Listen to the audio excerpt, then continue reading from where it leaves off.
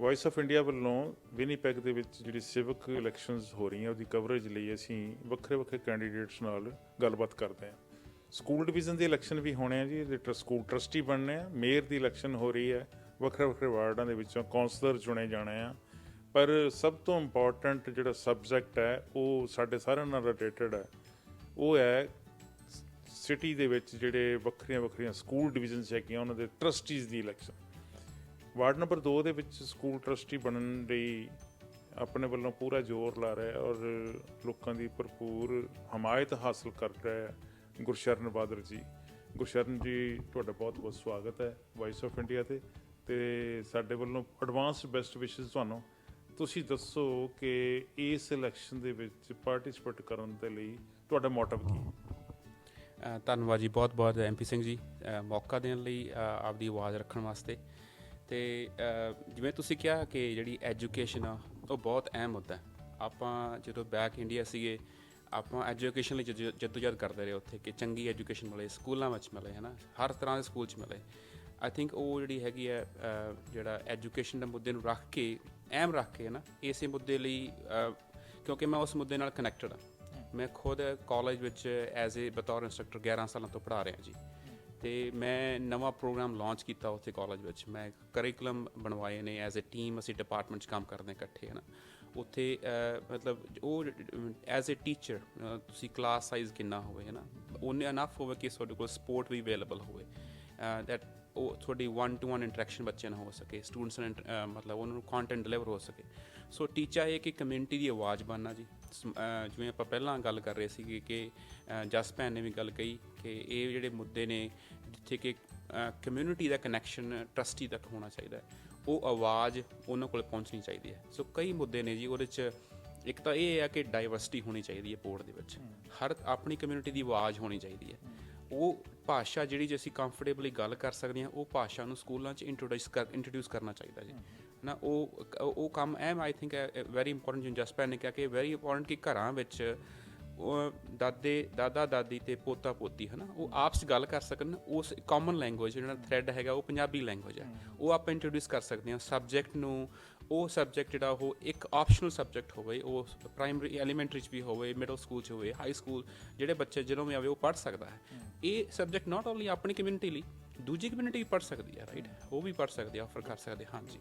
ਸੋ ਇੱਕ ਤਾਂ ਇਹ ਮੁੱਦਾ ਜੀ ਪੰਜਾਬੀ ਲੈਂਗੁਏਜ, ਹੈ ਨਾ। ਦੂਸਰਾ ਇਹ ਹੈ ਕਿ ਜਿਹੜੀ ਆਪਣੇ ਕਮਿਊਨਿਟੀ ਦੀਆਂ ਜਿਹੜੀਆਂ as a school trustee $150 million ਮਿਲਦਾ ਜੀ 7 ਸਕੂਲ ਡਿਵੀਜ਼ਨ ਨੂੰ।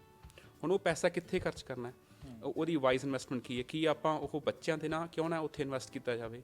ਮੈਂਟਲ ਹੈਲਥ ਬਹੁਤ ਵੱਡਾ ਇਸ਼ੂ ਹੈ ਜੀ, ਆਪਣੀ ਕਮਿਊਨਿਟੀ, ਹੈ ਨਾ, ਜਾਗਰੂਕ ਹੋ ਰਹੀ ਹੈ।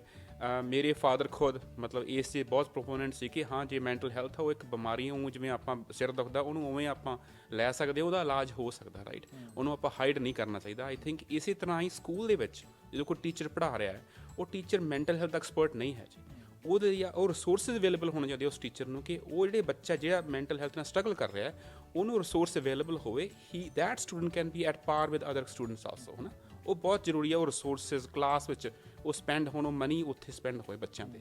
ਸੋ ਇੱਕ ਇਹ ਵੀ ਬਹੁਤ ਅਹਿਮ ਮੁੱਦਾ ਹੈ। ਪਲੱਸ ਜਿਹੜੇ ਅੱਗੇ ਮੈਂ ਗੱਲ ਕਰ ਰਿਹਾ ਸੀ ਬਜ਼ੁਰਗਾਂ ਦੀ, ਹੈ ਨਾ, ਉਹਨਾਂ ਨੂੰ ਇੱਕ ਥਾਂ 'ਤੇ ਇਕੱਠੇ ਬਹਿਣ ਲਈ ਸਹੂਲਤ ਹੋਵੇ ਸਕੂਲਾਂ ਵਿੱਚ। ਹਾਂਜੀ। ਹੁਣ ਜਿਵੇਂ ਤੁਸੀਂ ਦੇਖੋ ਕਿ ਮਤਲਬ ਹੈ ਨਹੀਂ ਕਿ ਕੋਈ ਹੋਰ ਕਮਿਊਨਿਟੀ ਸੈਂਟਰ ਨਜ਼ਦੀਕ ਨਹੀਂ ਹੈ। ਹਾਂਜੀ ਹਾਂਜੀ, ਸਕੂਲ ਦੇ ਵਿੱਚ ਉਹਨਾਂ ਨੂੰ ਇਜਾਜ਼ਤ ਹੋਣੀ ਚਾਹੀਦੀ ਕਿ ਉੱਥੇ ਬੈਠ ਕੇ ਉਹ ਗੱਲਾਂ ਬਾਤਾਂ ਕਰ ਸਕਣ। ਹਾਂਜੀ ਹਾਂਜੀ, ਉਹ ਕਿੰਨੀ ਲੋੜ ਹੈ ਜੀ। ਆਪਣੇ ਘਰਾਂ ਵਿੱਚ ਸਾਰੇ ਬਜ਼ੁਰਗ ਨੇ, ਉਹ ਇਕੱਠੇ ਬਹਿ ਕੇ ਗੱਲਾਂ ਕਰ ਸਕਦੇ, ਇੱਕ ਪਲੇਟਫਾਰਮ ਹੋਵੇ ਇਹਨਾਂ ਕੋਲ ਆਪਸ, ਹੈ ਨਾ। ਉਹਨਾਂ ਦਾ ਬਹੁਤ ਅਹਿਮ ਰੋਲ ਹੈ ਘਰਾਂ ਵਿੱਚ, ਸੁਸਾਇਟੀ ਵਿੱਚ, ਹੈ ਨਾ। ਉਹਨਾਂ ਨੂੰ ਇੱਕ ਸਮੱਸਿਆ ਆ ਰਹੀ ਕਿ ਵਾਸ਼ਰੂਮ ਹੀ ਅਵੇਲੇਬਲ ਨਹੀਂ ਹੈਗੇ। ਔਨ ਸਕੂਲ ਜੇ ਉਹ ਸਕੂਲ 'ਚ ਐਕਸੈਸ ਹੈਗਾ, then they can have access to washroom also, they don't have to go back home, ਘਰੇ ਜਾ ਕੇ ਫਿਰ ਉਹ ਕਰਕੇ ਫਿਰ ਵਾਪਸ ਮੁੜ ਕੇ ਆਉਣ, ਹੈ ਨਾ। ਉਹ ਇੱਕ ਅਤੇ ਇੱਕ ਪਲੇਟਫਾਰਮ ਹੁਣ ਇਕੁਅਲ ਟੈਂਪਲਟਨ 'ਚ ਖੋਲ੍ਹਿਆ ਗਿਆ ਹੁਣ, ਆਈ ਥਿੰਕ ਪਿੱਛੇ ਰੀਸੈਂਟ ਹੋਇਆ, ਹੈ ਨਾ। ਉਹ 'ਚ ਡਾਕਟਰ ਨਿਰਮਲ ਹਰੀ ਨੇ ਉਹਨਾਂ ਨੇ ਉਦਮ ਕੀਤਾ। ਹੋਰ ਜਿਹੜੇ ਆਪਣੇ ਕਮਿਊਨਿਟੀ ਦੇ ਅਗਾਂਹ ਕਰਮਜੀਤ ਬਾਈ ਜੀ ਨੇ, ਹੋਰ ਨੇ, ਇਹਨਾਂ ਸਾਰਿਆਂ ਨੇ ਅੱਗੇ ਆ ਕੇ ਇਹ ਐਕਸੈਸ ਕਰਵਾਇਆ। ਐਂਬਰਟਰੀ ਸਕੂਲ ਵਿੱਚ ਐਕਸੈਸ ਹੈਗਾ ਜੀ। ਇਹ ਆਪਾਂ ਐਕਸਪੈਂਡ ਕਰ ਸਕਦੇ ਹਾਂ, ਦੂਜੇ ਸਕੂਲਾਂ 'ਚ ਵੀ ਲਿਜਾ ਸਕਦੇ ਹਾਂ ਜੀ, ਹੈ ਨਾ। ਇੱਕ ਇਹ ਮੁੱਦਾ ਮੇਰੇ ਖਿਆਲ ਹੈ ਨਾ, ਇਹਨੂੰ ਵਿਚਾਰਿਆ ਜਾ ਸਕਦਾ। ਮੇਰਾ ਇਸ ਤੋਂ ਵੀ ਜ਼ਿਆਦਾ ਕੰਸਰਨ ਹੈ ਕਿ ਸਕੂਲਾਂ ਦੇ ਵਿੱਚ ਟੀਚਰ ਹੀ ਪੂਰੇ ਨਹੀਂ ਹੈਗੇ। ਉਹਨਾਂ ਸਬਸਟੀਟਿਊਟ ਟੀਚਰਸ ਨੂੰ ਕਾਲ ਕੀਤੀ ਜਾਂਦੀ ਹੈ, ਉਹ ਵੀ ਉਹਨੂੰ ਵਿਚਾਰੇ ਉਡੀਕਦੇ ਰਹਿੰਦੇ ਕਿ ਕਾਲ ਸਾਨੂੰ ਕਦੋਂ ਆਉਂਦੀ ਹੈ। ਸਵੇਰ ਨੂੰ ਉਹਨਾਂ ਨੂੰ ਅੱਬੜ ਵੇ ਉੱਠਣਾ ਪੈਂਦਾ ਜਦੋਂ ਫੋਨ ਦੀ ਬੈਲ ਵੱਜਦੀ ਹੈ, ਅਤੇ ਫਿਰ ਉਹਨਾਂ ਨੂੰ ਵੱਖਰੇ ਵੱਖਰੇ ਸਕੂਲਾਂ 'ਚ ਭੇਜਿਆ ਜਾਂਦਾ। ਇਹ ਤੁਹਾਨੂੰ ਕੀ ਲੱਗਦਾ ਕਿ ਸਬਸਟੀਟਿਊਟ ਟੀਚਰ ਜਿਹੜਾ ਚਲੋ ਇੱਕ ਟੀਚਰ ਛੁੱਟੀ ਚਲਾ ਗਿਆ 1 ਦਿਨ ਦੀ ਜਾਂ 4 ਦਿਨ ਦੀ ਜਾਂ ਹਫ਼ਤੇ 10 ਦਿਨ ਦੀ ਚਲਾ ਗਿਆ ਤਾਂ ਉਹਦੀ ਜਗ੍ਹਾ ਸਬਸਟੀਟਿਊਟ ਟੀਚਰ ਲਾਇਆ ਜਾ ਸਕਦਾ। ਪਰ ਅਦਰਵਾਈਜ਼ ਵੀ ਸਕੂਲ ਦੇ ਵਿੱਚ ਟੀਚਰ ਇਨਫ ਹੋਣੇ ਚਾਹੀਦੇ ਆ ਕਿ ਉਹਨਾਂ ਨੂੰ ਕਿਸੇ ਹੋਰ ਨੂੰ ਅੱਬੜਵਾਏ ਨਾ ਉਠਾਉਣਾ ਪਵੇ ਅਤੇ ਉਹ ਦੂਸਰੇ ਜਿਹੜੇ ਟੀਚਰ ਹੈਗੇ ਆ ਉਹਨਾਂ ਨੂੰ ਜਿਹੜੀ ਕਲਾਸ ਖਾਲੀ ਹੈਗੀ ਉੱਥੇ ਪੜ੍ਹਾ ਸਕਣ। ਬਿਲਕੁਲ ਜੀ, ਕਿਉਂ ਨਾ ਉਹ ਟੀਚਰ ਜਿਹੜਾ ਸਬਸਟੀਟਿਊਟ ਕਰ ਰਿਹਾ ਕਿਉਂ ਉਹਨੂੰ ਹਾਇਰ ਹੋਵੇ, ਹਾਂ ਪੱਕਾ ਕਰ ਲਿਆ ਜਾਵੇ। ਦਿਸ ਇਜ਼ ਰੀਅਲੀ ਬਹੁਤ ਸੋਹਣਾ ਤੁਸੀਂ ਕਿਹਾ ਜੀ, ਮੁੱਦਾ ਇਹ ਬਹੁਤ ਜ਼ਰੂਰੀ ਹੈ ਕਿਉਂਕਿ ਟੀਚਰ ਜਦੋਂ ਘੱਟ ਹੋਣਗੇ ਤਾਂ ਕਲਾਸ ਸਾਈਜ਼ ਵੱਡਾ ਹੋਊਗਾ, ਕਲਾਸ ਦੇ ਸੈਕਸ਼ਨ ਵੱਧ ਬਣ ਜਾਣਗੇ, ਟੀਚਰ ਵੱਧ ਹਾਇਰ ਕਰਨ ਨਾਲ 1-to-1 ਅਟੈਂਸ਼ਨ ਮਿਲੂਗੀ ਪਲੱਸ ਇੰਪਲੋਇਮੈਂਟ ਮਿਲੂਗੀ ਜੀ, ਹੈ ਨਾ। ਉਹ ਬਹੁਤ ਜ਼ਰੂਰੀ ਹੈ ਜੀ, ਹੈ ਨਾ। ਇਹ ਜਿਹੜਾ ਕਲਾਸ ਸਾਈਜ਼ ਛੋਟਾ ਹੋਣ ਕਰਕੇ ਟੀਚਰ ਵੱਧ ਇੰਪਲੋਇਮੈਂਟ ਹੋਗੀ। ਯੂ ਆਰ ਐਬਸੋਲੂਟਲੀ ਰਾਈਟ, ਕਿਉਂਕਿ ਜੋ ਸਬਸਟੀਟਿਊਟ ਟੀਚਰ ਨੂੰ ਆਵਾਜ਼ ਦਿੱਤੀ ਜਾਂਦੀ ਹੈ ਨਾ, ਉਹ ਆਪਦਾ ਬੈਸਟ ਕਰਦੇ ਆ, ਹੈ ਨਾ, ਉਹਨੂੰ ਉਹਦੇ ਕਰਿਕੂਲਮ ਨੂੰ ਕੰਟੀਨਿਊ ਕਰਨ ਵਾਸਤੇ। ਪਰ ਜੇ ਆਪਾਂ ਉਹਨਾਂ ਨੂੰ ਹਾਇਰ ਕਰ ਲੈਂਦੇ ਹਾਂ and it makes real difference to kids, right, 1-to-1 attention. So ਬਿਲਕੁਲ ਮੈਂ ਸਹਿਮਤ ਹਾਂ ਜੀ, ਟੀਚਰ ਵੱਧ ਤੋਂ ਵੱਧ ਹਾਇਰ ਕੀਤੇ ਜਾਣੇ ਅਤੇ ਉੱਥੇ ਪੈਸਾ ਇਨਵੈਸਟ ਹੋਣਾ ਚਾਹੀਦਾ ਜੀ ਸਟੂਡੈਂਟਸ। ਇੱਕ ਹੋਰ ਬੜੀ ਇੰਪੋਰਟੈਂਟ ਗੱਲ ਹੈ ਜੀ, ਜਿਹੜੇ ਪੇਰੈਂਟਸ ਨੂੰ ਪ੍ਰੋਬਲਮ ਆ ਰਹੀ ਹੈ ਜਦੋਂ ਸਕੂਲ 'ਚ ਬੱਚਿਆਂ ਨੂੰ ਡਰੋਪ ਕਰਨ ਜਾਂਦੇ ਆ ਜਾਂ ਪਿਕ ਕਰਨ ਜਾਂਦੇ ਆ, ਉੱਥੇ ਜਗ੍ਹਾ ਹੀ ਨਹੀਂ ਹੁੰਦੀ ਆਪਣੀ ਗੱਡੀ ਖੜੀ ਕਰਨ, ਕਿਉਂਕਿ 1.6 ਕਿਲੋਮੀਟਰ ਤੋਂ ਜ਼ਿਆਦਾ ਦੂਰ ਹੈ ਘਰ, ਤਾਂ ਉੱਥੇ ਤਾਂ ਤੁਹਾਨੂੰ ਬੱਸ ਮਿਲ ਜਾਏਗੀ। ਜੇ ਉਹ ਵਿਦਨ ਉਸ ਰੇਂਜ ਵਿੱਚ ਹੈਗੇ ਆ ਤਾਂ ਤੁਹਾਨੂੰ ਬੱਸ ਅਵੇਲੇਬਲ ਪੈਣਗੇ ਅਤੇ ਆਪ ਹੀ ਪਿਕ ਕਰਕੇ ਆਉਣੇ ਪੈਣਗੇ। ਠੀਕ ਹੈ, ਗਰਮੀਆਂ ਵਿੱਚ ਤਾਂ ਜਿਹੜੇ ਪੇਰੈਂਟਸ ਆ ਉਹ ਪੈਦਲ ਵੀ ਚਲੇ ਜਾਂਦੇ, ਬੱਚੇ ਵੀ ਪੈਦਲ ਆ ਜਾਂਦੇ, ਪਰ ਸਰਦੀਆਂ ਦੇ ਵਿੱਚ ਪੋਸੀਬਲ ਨਹੀਂ ਹੁੰਦਾ। ਔਰ ਉੱਥੇ ਜਦੋਂ ਜਾ ਕੇ ਗੱਡੀ ਖੜੀ ਕਰਦੇ, ਕਾਰ ਖੜੀ ਕਰਦੀ ਆ ਆਪਦੇ, ਅਤੇ ਪੁਲਿਸ ਦੀ ਗੱਡੀ ਲੰਘਦੀ ਆ, ਉਹ ਸਾਰਿਆਂ ਦੀਆਂ ਟਿਕਟਾਂ ਦੇ ਦਿੰਦੀ ਹੈ। ਇਹ ਪ੍ਰੋਬਲਮ ਬੜਿਆਂ ਸਕੂਲਾਂ ਦੇ ਵਿੱਚ ਆਈ ਹੈ, ਇਹਨੂੰ ਵੀ ਤੁਸੀਂ ਧਿਆਨ ਮੈਨੂੰ ਲੱਗਦਾ ਕਿ ਦੇਣਾ ਚਾਹੀਦਾ ਹੈਗਾ। ਅਤੇ ਇੱਕ ਹੋਰ ਮੈਨੂੰ ਦੱਸਿਓ, ਕਲਾਸਿਸ ਦੇ ਵਿੱਚ 2-2 ਗ੍ਰੇਡ ਇਕੱਠੇ, 3rd 4th ਇੱਕੋ ਕਲਾਸ, 2nd 3rd ਇੱਕੋ ਕਲਾਸ, 1st 2nd ਇੱਕੋ ਕਲਾਸ, ਇਹਦੇ ਪਿੱਛੇ ਕੀ ਕਾਰਨ? ਅਸਲ 'ਚ ਇਹ ਆਈ ਥਿੰਕ ਸਿਸਟਮ ਨੂੰ ਪੜ੍ਹਨ ਦੀ ਲੋੜ ਆ ਨਾ ਇੱਥੇ। ਮੇਰੇ ਖਿਆਲ ਜਦੋਂ ਤੁਸੀਂ ਅਸੀਂ ਸਿਸਟਮ ਵਿੱਚ ਇਸ ਟਾਈਮ ਹੈ ਨਹੀਂ, ਅਸੀਂ ਹੁਣ ਉਸ ਲਈ ਫਾਈਟ ਕਰ ਰਹੇ ਹਾਂ ਕਿ ਉੱਥੇ ਜਾਈਏ ਅਤੇ ਇਹ ਸਟੱਡੀ ਕਰੀਏ ਕਿ ਕਿਉਂ ਹੋ ਰਿਹਾ ਹੈ, ਕਿਉਂ ਗ੍ਰੇਡ 1 ਅਤੇ 2 ਬੱਚੇ ਇਕੱਠੇ ਕਿਉਂ ਨੇ, ਕਿਉਂ ਨਹੀਂ ਉਹਨਾਂ ਨੂੰ ਇੱਕ ਡਿਫਾਈਨਡ ਸਿਲੇਬਸ ਹੈ, ਉਹਨਾਂ ਦਾ ਕਰਿਕੂਲਮ ਹੈ ਨਾ, they can move on, then they have a sense of achievement ਕਿ ਮੈਂ ਗ੍ਰੇਡ 1 ਅਕੰਪਲਿਸ਼ ਕਰ ਲਈ ਅਤੇ ਹੁਣ ਮੈਂ ਗ੍ਰੇਡ 2 'ਚ ਆ, ਰਾਈਟ। ਉਹ ਮਿਕਸ ਜਿਹੜਾ ਹੈਗਾ ਉਹ ਕਿਉਂ ਕੀਤਾ ਗਿਆ? ਓਨੈਸਟਲੀ ਮੈਂ ਇਹ ਕਹਿ ਸਕਦਾ ਕਿ ਐਜ਼ ਏ ਟਰਸਟੀ ਜੇ ਅਸੀਂ ਚੁਣੇ ਜਾਂਦੇ ਹਾਂ ਤਾਂ we can definitely give back an answer. ਆਪਾਂ ਗੱਲਬਾਤ ਕਰਦੇ ਰਹਾਂਗੇ, ਇਹਦਾ ਜ਼ਰੂਰ ਕਾਰਨ ਲੱਭਾਂਗੇ ਕਿਉਂ ਕੀਤਾ ਜਾ ਰਿਹਾ ਇਹਦਾ, ਹੈ ਨਾ, ਵੀ ਆਪਾਂ ਇਹਦਾ ਹੱਲ ਕੀ ਕਰ ਸਕਦੇ ਹਾਂ। ਕਿਉਂਕਿ ਪੇਰੈਂਟਸ ਤੁਸੀਂ ਕਿਹਾ ਕਿ ਉਹ ਚਾਹੁੰਦੇ ਕਿ ਬੱਚੇ ਕੋਲ ਡਿਫਾਈਨ ਬਾਉਂਡਰੀ ਹੋਵੇ ਕਿਹੜੇ ਗ੍ਰੇਡ ਵਿੱਚ ਹੈ ਨਾ, ਮਿਕਸ ਨਹੀਂ ਹੋਣਾ ਚਾਹੀਦਾ। ਹਾਂਜੀ, ਉਹਨਾਂ ਦੇ ਜਦੋਂ ਸਿਲੇਬਸ ਹੋਏਗਾ ਉਹ ਤਾਂ ਅਲੱਗ-ਅਲੱਗ ਹੀ ਹੋਏ ਨਾ, 1st ਗ੍ਰੇਡ ਦਾ ਅਲੱਗ ਸਿਲੇਬਸ ਹੋਏਗਾ, 2nd ਦਾ ਅਲੱਗ ਹੋਏਗਾ।